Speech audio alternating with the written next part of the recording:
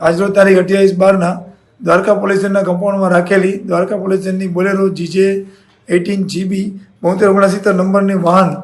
અહીંયા કોઈ ચોરીસમ ચોરી કરીને લઈ ગયેલ, જેની જાણ થતાં તુરત જ દ્વારકા SP સાહેબના માર્ગદર્શન હેઠળ દ્વારકાના તમામ પોલીસને એલર્ટ કરવામાં આવેલ, જે દરમિયાન જાણવા મળેલ કે આ વાહન છે એ કુરંગા ટોલ નાકા અને ખંભાળિયા ટોલ નાકા પાસ કરી ગયેલ છે, જેથી જામનગરના પોલીસ તંત્રને જાણ કરવામાં આવેલ અને એલર્ટ કરવામાં આવેલ અને અત્રેના જિલ્લાથી SOGની ટીમને જામનગર રવાના કરવામાં આવેલ. જે તપાસ દરમિયાન જામનગર LCB અને દેવભૂમિ દ્વારકા SOGની ટીમે અંબર ચોકડી પાસેથી આ વાહનને ચોરીસમ સાથે પકડી પાડેલ છે અને ચોરીસમનું નામ પૂછતા આ ચોરનું નામ છે એ મોહિત અશોકભાઈ શર્મા અને ગાંધીધામનો રહેવાસી હોવાનું પ્રાથમિક દ્રષ્ટિએ જાણવા મળેલ છે. સાહેબ, કઈ આરોપીનો ગુનાહિત ઇતિહાસ? આરોપીના ગુનાહિત ઇતિહાસમાં અત્યારે પ્રાઇમરી એટલું જાણવા મળેલ છે કે આ આરોપી ઉપર અગાઉ 135 સહિતના ગુના દાખલ કરવામાં આવેલ છે.